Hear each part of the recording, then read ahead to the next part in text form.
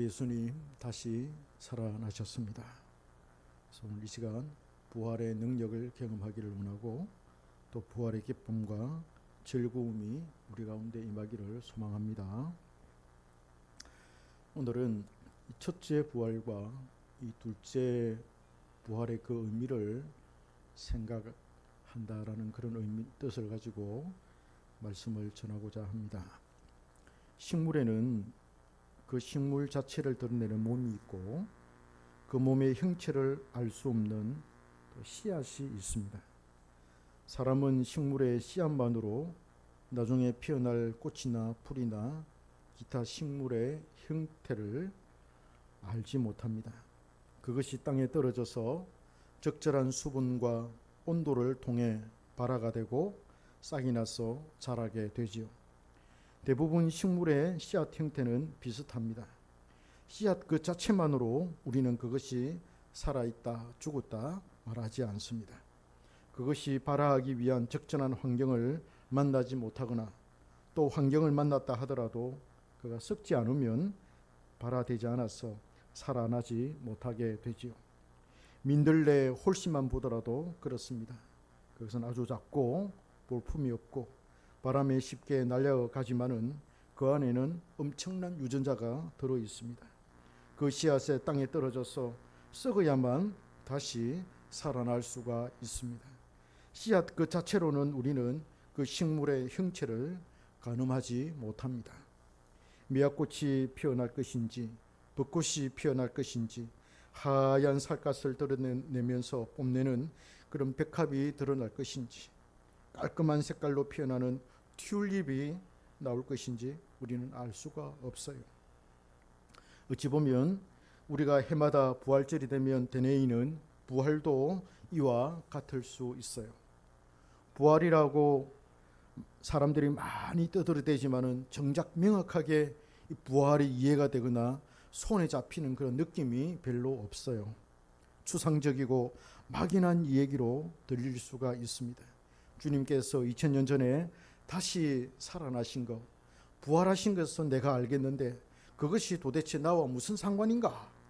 나에게 어떤 힘을 주며 그것이 나에게 어떤 호력을 주는가? 라고 생각하면 그 영향력은 아주 미미합니다.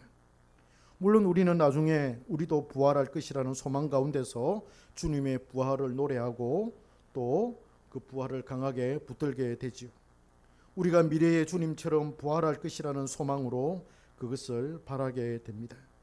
마치 우리가 씨앗을 보면서 이것이 나중에 땅에 떨어져 썩어서 발화하여 싹이 나고 자라나서 훌륭한 꽃나무가 되겠지 하고 바라는 것과 같습니다. 그러나 우리는 현재 부활절에서 부활을 잘 실감하지 못합니다. 우리가 부활을 느낄 때 실제로 주님께서 부활하실 때처럼 죽은 자가 다시 살아난다든지 병든 자가 고침을 받는다든지 귀신이 하늘에서 우두둑 떨어지는 그런 광경을 본다든지 하면 좀 실감이 날 수 있겠지요. 그러나 우리는 단지 믿음으로만 미래의 부활을 소망하고 생각하니 실감이 잘 나지 않을 수가 있습니다. 오늘 본문의 니고데모도 동일한 영적인 상태에 놓여 있었다고 생각합니다. 그는 영생에 대해서 최후 부활에 대해서 관심이 많았고 또 이것을 해결하기 위해서 밤중에 우리 주님을 찾아왔습니다. 그는 영생에 대해서 부활에 대해서 손에 잡히는 것이 없었습니다. 분명한 이해가 없었고 마음에 와닿는 그런 확실한 것이 없었어요. 주님은 그런 그에게 사람이 거듭나야 하나님의 나라를 볼 수 있다.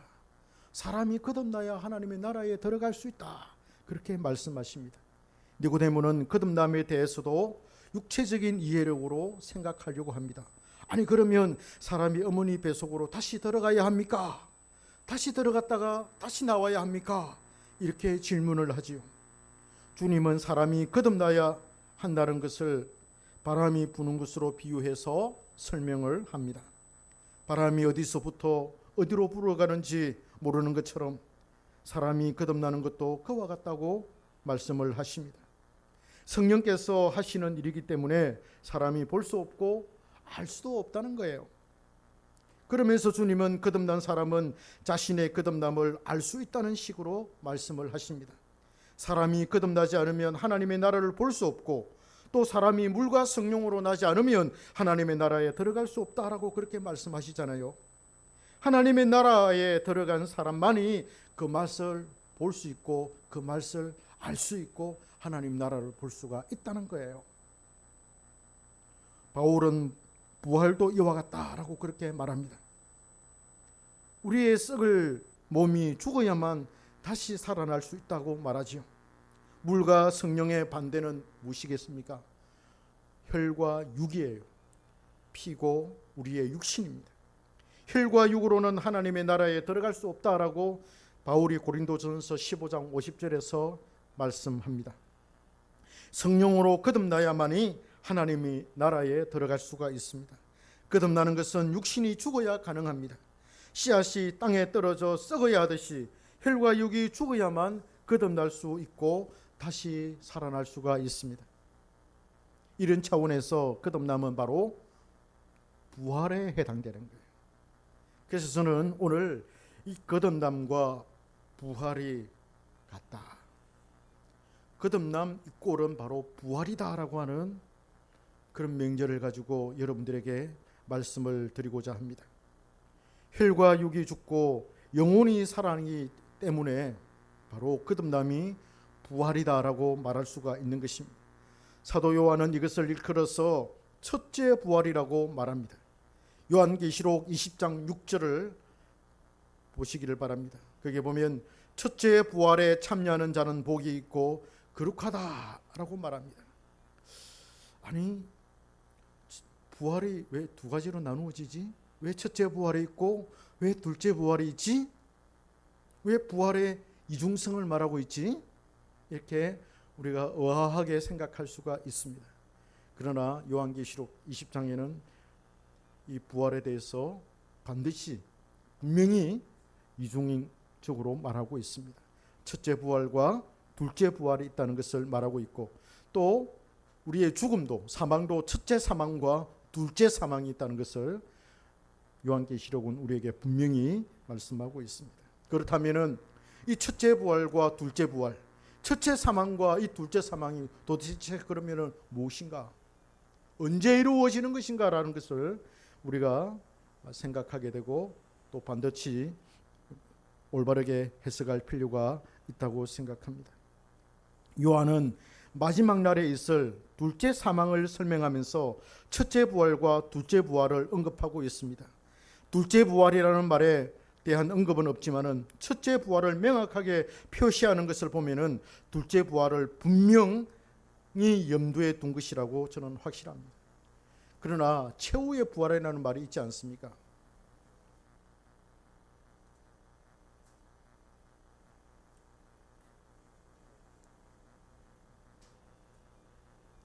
저 뒤에 걸 닫아야 될 것 같아요.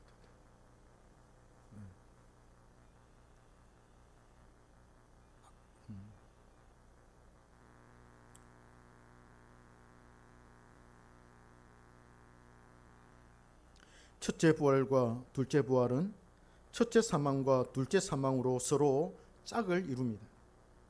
칼빈을 비롯한 대부분의 개혁파 신학자들은 첫째 부활을 해석할 때 이 땅에서 성령으로 거듭난 것이라고 해석을 합니다. 중생을 얻은 것이 말하는 것이죠. 바로 중생이 첫째 부활이다라는 것입니다. 왜?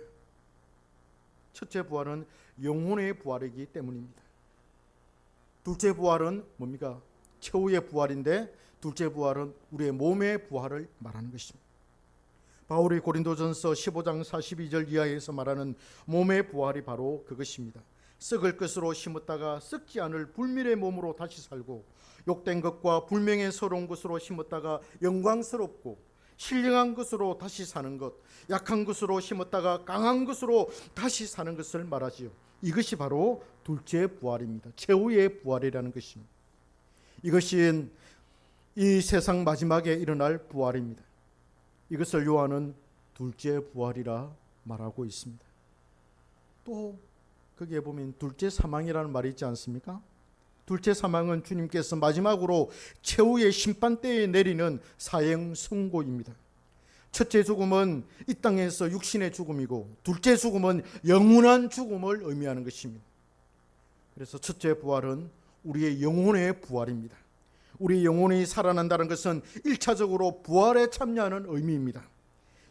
첫째 부활에 참여한 사람만이 둘째 부활에 참여할 수가 있습니다. 이거 아주 중요합니다. 이 둘은 서로 분리될 수가 없습니다. 첫째 부활에 참여한 사람이 나중에 둘째 부활, 최후의 부활에 자연스럽게 참여하게 된다는 것이죠. 첫째 부활에 참여했기 때문에 당연히 결과적으로 둘째 부활에 참여하게 된다는 말입니다. 마치 지금 우리가 죽으면 어디 갑니까? 낙원에 가지 않습니까? 낙원에 가서 있다가 마지막 때 주님께서 재림하실 때 낙원에 있는 사람들이 다시 어디로 갑니까? 새하늘과 새 땅으로 들어가는 거 아니겠습니까? 지금 낙원에 가 있는 사람들이 자연적으로 우리 주님과 함께 부활하신 주님과 함께 다시 새하늘과 새 땅에 들어가는 것. 그게 바로 둘째 부활에 참여하는 것과 똑같은 것입니다. 주님께서 부활의 첫 열매가 되신 것처럼 우리도 그 부활에 참여하였고 나중에 둘째 부활, 즉 최후의 부활에서 우리의 몸도 다시 살아나서 영원한 생명을 누리게 될 것입니다. 그리하여 첫째 부활은 장차 누릴 둘째 부활을 미리 맛보는 거예요. 할렐루야. 미리 영생을 맛보고 누리는 것이지요. 여기에는 환난도 있고 시련도 있고 고통도 있지만은 둘째 부활은 몸의 부활이기 때문에 육신으로 인한 고통이나 번뇌나 괴로움은 완전히 사라지게 될 것입니다. 이런 측면에서 사도 요한과 사도 바울의 부활에 대한 이해는 서로가 동일합니다. 같습니다. 고린도전서 15장을 읽어보면 요한이 말한 첫째 부활과 둘째 부활을 우리가 명확하게 이해할 수가 있습니다. 사도 요한이 요한계시록 20장에서 첫째 부활과 둘째 부활, 첫째 사망과 둘째 사망을 이야기하고 있는데 우리는 사도 바울이 쓴 소위 부활장이라고 말하는 15장에서 그것을 그대로 발견할 수가 있습니다. 사람이 성령으로 거듭나서 우리 주님과 연합할 때 그는 이미 주님의 부활에 참여한 것입니다. 첫째 부활이지요. 첫째 부활은 이미 천국에서 누릴 영광을 맛보는 것이고 우리 주님 품 안에 있는 안식을 누리는 것이며 새하늘과 새 땅에서의 장차 누릴 영광을 미리 맛보는 것입니다. 우리는 이것으로 이 땅에서 환난을 견디며 끝까지 믿음을 지켜나갈 수가 있습니다. 이 부활에 참여하지 못한 사람은 결코 믿음의 시련을 견뎌낼 수가 없습니다. 그러니 부활은 추상적이거나 관념적이지 않습니다. 매우 실제적이고 경험적입니다. 체험적인 것입니다. 그래서 성도는 부활을 경험할 수가 있습니다. 다만 이 땅에서는 영적으로만 경험할 수 있고 영적으로 우리가 그것을 누릴 수가 있습니다. 그러나 최후의 부활에는 우리가 영육간 모두 부활의 영광을 누리게 될 것입니다. 할렐루야. 우리가 어떻게 부활을 누릴 수가 있겠습니까? 우리가 어떻게 부활의 능력을 경험할 수가 있고 우리가 어떻게 부활을 체험할 수가 있겠습니까? 우리가 매일 하나님의 말씀을 읽고 묵상할 때 이 부활의 능력을 이 땅에서도 경험할 수가 있습니다. 우리가 예배 시간에 하나님의 말씀을 들을 때 그 말씀이 성령과 함께 우리 마음속에 와닿을 때 우리는 부활의 능력을 경험할 수 있습니다. 할렐루야. 이 시간에도 성령께서 우리 가운데 이 말씀 가운데 강력하게 역사하시는 것입니다. 그 역사가 바로 무엇입니까? 부활의 능력이라는 것입니다. 할렐루야. 그 부활의 능력이 지금 여러분들 안에서 역사하고 계시는 줄 믿습니까? 믿으시기 바랍니다. 이것이 바로 영생 누림입니다. 성령께서 말씀으로 우리를 찾아오실 때 우리는 마치 천국에 와 있는 것 같은 그런 기쁨을 누리게 됩니다. 돈으로 살 수 없는 아주 고귀한 영적인 은혜를 누리게 되지요. 내 마음이 말할 수 없는 그런 감동에 젖어들어서 너무나도 내 마음이 평온하고 너무나도 마음이 만족스럽습니다. 하나님을 그리워하게 되고 주님의 발 앞에 엎드려서 한없이 울고 싶어집니다. 왜? 부활하신 주님이 성령으로 우리 마음속에 찾아오시기 때문에, 우리가 그 부활의 능력을 경험하기 때문에 주님을 우리 마음속에서 느끼게 되는 것이죠. 그래서 주님을 한없이 그리워하게 되고 주님의 발 앞에 엎드려서 막달라 마리아처럼 한없이 울고 싶은 그런 마음이 생겨나게 되고 주님을 잠잠히 사랑하고 싶은 그런 마음이 생겨나게 되는 것입니다. 여기에서 주님을 사랑하는 마음이 생겨납니다. 모든 걱정과 근심과 이 세상에서 주는 스트레스가 다 사라집니다. 다윗이 시편 23편에서 여호와는 나의 목자시니 내가 부족함이 없으리로다, 나는 아무것도 바라지 않을 것입니다 라고 그렇게 고백했던 것처럼 우리는 그런 고백을 할 수 있게 되는 것이에요. 왜? 부활하신 주님이 성령으로 우리 속에 찾아오시기 때문에, 우리 마음을 만져주시기 때문에, 내가 부활의 그 능력을 경험하기 때문에 내 영혼이 확 살아나는 거예요. 이 세상은 온데간데 없어요. 세상의 걱정이나 염려나 근심이나 이런 거 다 사라져버려요. 아이고 어떻게 살지, 어떻게 교회를 운영해가지, 어떻게 하지, 이런 걱정과 근심은 다 사라집니다. 이 세상이 주는 그런 삶의 모든 무게가 다 사라져버리고 그게 얼마나 가벼워지는지 솜털같이 가볍게 여겨지는 거예요. 할렐루야. 그래서 그는 이 세상에 그 어떤 것도 부럽지 않습니다. 왜냐? 그는 이미 자신이 부자라는 것을 느끼게 됩니다. 나는 부자다. 집불도 가진 것도 없는데 자신이 부자라고 느껴요. 그래서 여유가 있어요. 영적인 부자가 되었다는 그런 확신이 드는 거예요. 그런 느낌이 들기를 소망합니다. 이 시간 예배를 드리는 가운데, 말씀을 듣는 가운데 나는 부자다. 왜? 예수님이, 부활하신 예수님 내 마음속에 찾아오셨기 때문에 나는 부자다. 영적으로 부자다. 그래서 돈이 많은 부자들, 권력을 잡기 위해서 아동바둥거리는 사람들이 불쌍하게 느끼십니다. 그때 우리는 사탄을 향해서 소리칩니다. 사탄아, 내 쏘는 것이 어디 있느냐? 네가 그렇게도 나를 넘어뜨리려고 발부둥치지만 나는 이렇게 주의 은혜로 다시 살아나고 있지 않니? 부활의 능력으로 나도 이렇게 살아나고 있지 않니? 라고 외칠 수가 있는 거예요. 사탄은 우리를 저 사망의 구렁텅이 안에 집어넣으려고 걱정과 근심과 말할 수 없는 그런 좌절과 절망의 구렁텅이로 끌고 내려가지만은, 그래서 우리는 힘이 없을 때는 사탄에게 끌려서 그런 구렁이 속에서 낙심하면서 원망하고 불평하면서 한숨을 푹 쉬면서 이제 다 끝났다, 내 인생 끝났다, 그렇게 절망하면서 아우성 칠 때 주님께서 나를 다 끄집어 주실 때 그런 모든 세상의 걱정과 근심은 다 사라져버리고 말할 수 없는 영적인 환희와 기쁨과 감격과 용기와 담대함과 확신을 얻을 수 있게 되는 것입니다. 그런 사탄을 향해서 우리는 말할 수 있는 거예요. 네가 나를 그렇게 넘어뜨리려고 불화살을 쏘아댔지만 나 이렇게 그뜰하게 살아있어. 나 이렇게 살아나고 있어. 보란듯이 우뚝 서는 거예요. 우리는 육을 가지고 있어서 하는 일이 잘 안 되면 겁과 두려움과 염려와 걱정에 휩싸여서 불안하고 무서움을 느낍니다. 자신의 무능력과 무력함에 실망하면서 하늘을 향해 원망도 하지요. 사탄은 더욱 그런 나에게 좌절감을 주고 절망하게 하고 자포자기하게 하지요. 난 허우적거리면서 비틀거리지만 주님의 은혜로 부활의 능력으로 보란듯이 일어서지요. 여러분, 이게 바로 첫째 부활입니다. 할렐루야. 그리하여 사도 바울은 고린도전서 15장, 소위 부활장이라고 불리우는 곳에서 마지막에서 첫째 부활은 첫째 부활에 참여하는 그런 성도들, 성령으로 거듭난 성도들을 향해서 권면을 합니다. 그러므로 내 사랑하는 형제들아, 견실하며 흔들리지 말고 항상 주의 일에 더욱 힘쓰는 자들이 되라. 이는 너희 수고가 주 안에서 헛되지 않은 줄 알미라.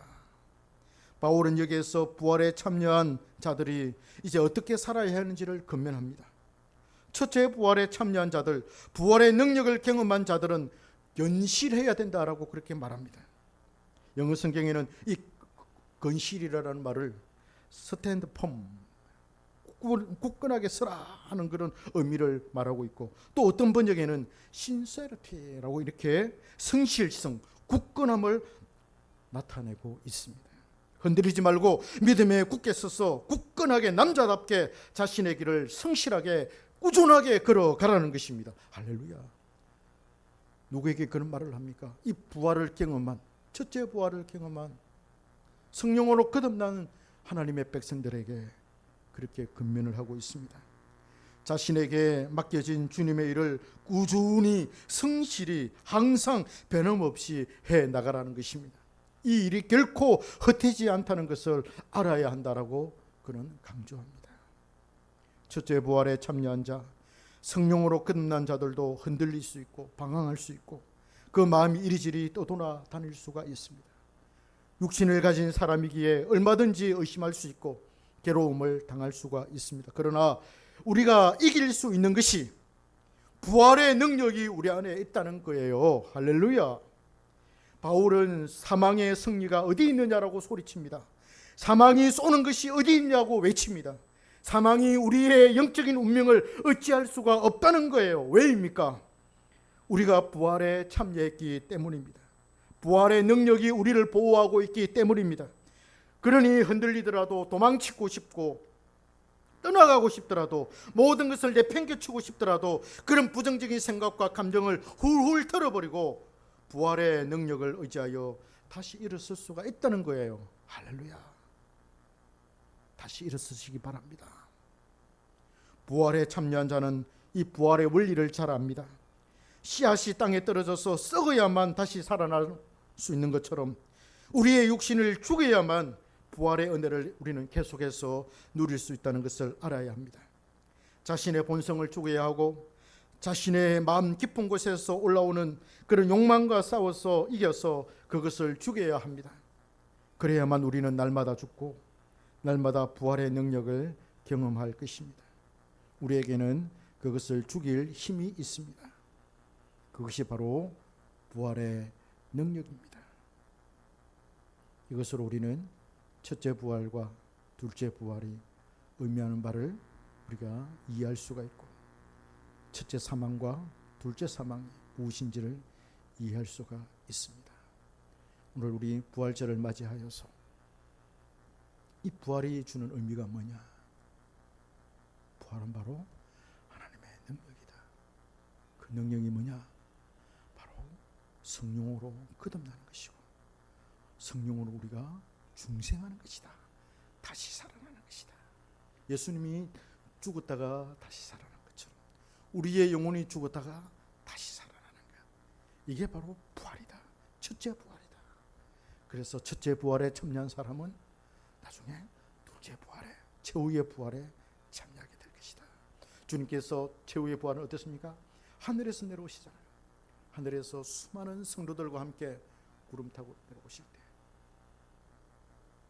그때 우리가 주님을 맞이하는 우리의 몸도 그때 우리의 몸의 부활, 우리의 몸이 변화될 것입니다. 약한 것으로 심었다가 강한 것으로 다시 살고 욕된 것으로 심었다가 영광스러운 것으로 신령한 것으로 다시 사는 그런 최후의 부활을 우리가 맞이하게 될 것입니다. 지금도 우리는 날마다 이 부활의 능력을 힘입고 우리 주님을 의지하며 살아가게 되는 것입니다. 이번 한 주간 이 부활의 능력이 우리 성도님들 영혼 가운데 또 성도님들의 직장생활 가운데 가정 가운데 늘 함께하기를 주님의 이름으로 축복합니다.